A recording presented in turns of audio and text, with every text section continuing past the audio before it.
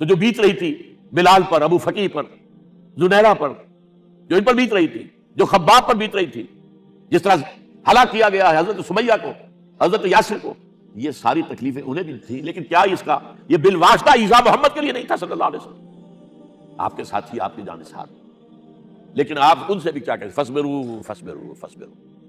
جب ابو جہل بدترین ٹارچر کر رہا تھا حضرت سمیہ اور حضرت یاسر کو رضی اللہ تعالیٰ عنہما، آپ کے علم میں ہے کیسے کیسے ٹارچر کیے؟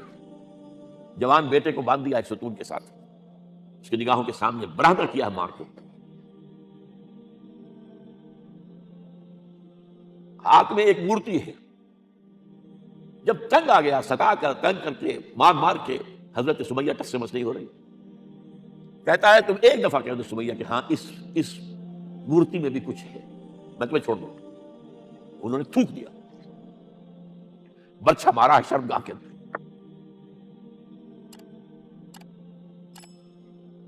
کتنی تکلیف پہنچی ہوگی ان کو، لیکن آپ گزر رہے، اصبروا یا آل یاسر فإن موعدکم الجنہ، اے یاسر کے گھر والوں صبر کرو، تمہارے استقبال کی تیاریاں ہو رہی ہیں جنت میں۔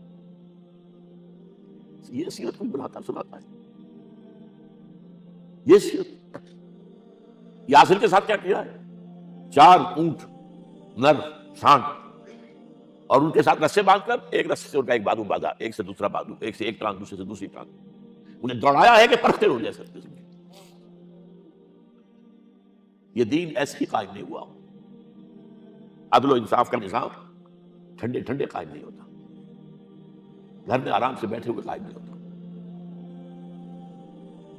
اور سنیے، 3 برس شیب بنی ہاشم کے تو قید ہے، 3 برس ٹوٹل بائیکاٹ، ایک گھاٹی، ادھر پہاڑ ادھر پہاڑ، دونوں طرف جو ہے پہرے، کوئی کھانے پینے کی چیز اندر نہیں جائے گی، اور پورا خاندان بنی ہاشم، وہ بھی کہ جو ایمان نہیں لائے، وہ قبائلی زندگی تھی نا۔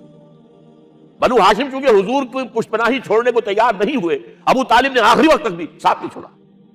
ہاں، آخری وقت کے قریب ایک بات ہو گئی تھی، ایک مرتبہ تو ہوا کہ وفد آیا ہے قریش کا کہ اپنے بھتیجے کو روک لو، وہ ہمارے معبودوں کی توہین کرتا ہے۔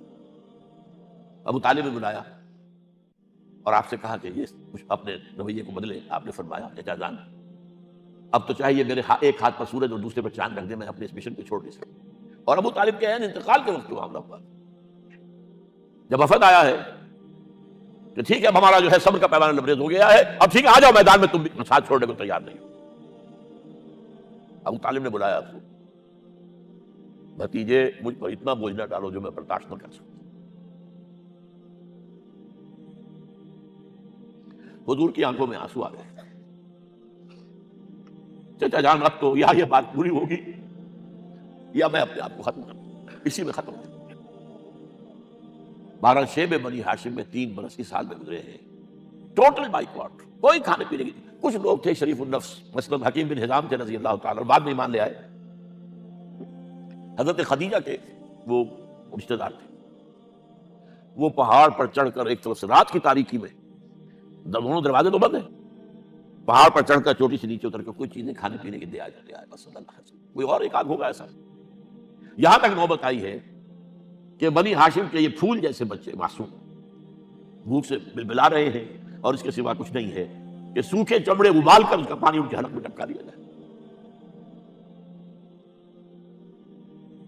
اور جو ہوا وادی طائف میں، جب مکے والوں نے فیصلہ کر لیا کہ آپ قتل کر دو، ابو طالب بھی فوت ہو چکے، اب کوئی اندیشہ نہیں، کوئی خانہ جنگی شروع نہیں ہوگی، کوئی انٹرا ٹرائبل وار نہیں ہوگی،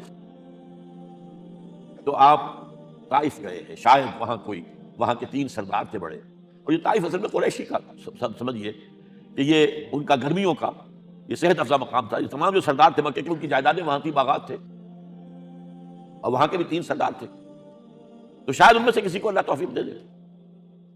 وہاں گئے ہیں اور صرف ایک ساتھ ہیں، حضرت زید بن حارثہ، حضرت ابو بکر بھی ساتھ نہیں، سائے کی طرح ساتھ رہنے والا بھی ساتھ نہیں تھا۔ وہاں جا کر جو آپ نے تینوں سے بات کی ہے، تینوں نے وہ باتیں کہی ہیں جو کلیجے کو چیر جائیں، اور اس میں کیا ہو رہا ہے؟ اسٹریٹ ارچنز جو کہلاتے ہیں ہمارے یہاں، جھوکرے گلیوں کے، انہیں اشارہ کر دیا ذرا ان کی خبر لو، اب وہ پتھراؤ کر رہے ہیں، جیسے ہمارے ہاں کوئی کوئی آ جاتا ہے کوئی نیم پاگل یا کوئی اور کسی طرح کا مست قسم کا آدمی، اور اس کے اوپر چھوکرے چاروں طرف ہوں اور کچھ ستا رہے ہوں. یہ نقشہ تھا، اور طائف کی گلیاں تھیں، اور محبوب رب العالمین تھے. ادھر سے پتھر آ رہے ہیں تو زید بن حارثہ رکاوٹ بن گئے، لیکن پیچھے سے آ رہے ہیں، وہ کیسے روکیں گے؟ پیچھے جاتے ہیں تو ادھر سے آ رہے ہیں. جسم لہو لہان ہے، خون رس رس کر زخموں سے جوتیوں میں آ کے جم گیا ہے. پھر وہاں سے آپ نکل کر گئے، ایک باغ میں تھوڑی سی پناہ لی ہے تھوڑی دیر کے لیے. جوتے بڑی مشکل سے اترے ہیں، خون جمع ہوا، اور وہ جو پھر دعا نکلی ہے آپ کی، وہ کلیجے کو چیر جانے والی ہے. اللہم الیک اشکو ضعف قوتی وقلت حیلتی وحوانی علی الناس. اے اللہ تیری جناب میں فریاد لے کر آیا ہوں، اپنی قوت کی کمی کا، اپنے وسائل کی کمی کا، اور لوگوں میں جو رسوائی ہو رہی ہے. الی من تکلنی الی بعید یتجہمنی او الی عدو ملکت امری. مجھے کس کے حوالہ کر دیا ہے؟ مجھے دشمن کے حوالے کر دیا جو چاہے میرے ساتھ کر گزرے. لیکن پھر مقام عبدیت کا ظہور ہوتا ہے. ان لم یکن علی غضبک فلا ابالی. اے اللہ اگر تو ناراض نہیں ہے، مجھے اندیشہ یہ ہو گیا کہ کہیں تو ناراض تو نہیں ہو گیا ہے، کہیں تو نے میرا ساتھ تو نہیں چھوڑ دیا ہے. اگر تو ناراض نہیں تو مجھے کوئی پرواہ نہیں، جو ہو سو سر تسلیم خواہ میں جو مزاج یاد میں آئے. واپس آئے ہیں تو مکے میں داخل نہیں ہو سکتے تھے، وہاں تو قتل کا فیصلہ ہو چکا. بہرحال یہ چند باتیں میں نے آپ کو بتائی. باقی تو یہ کہ غار ثور ہے کیسی کیسی، اور پھر غزوہ بدر سے پہلے کی رات ہے، اور وہ آپ کا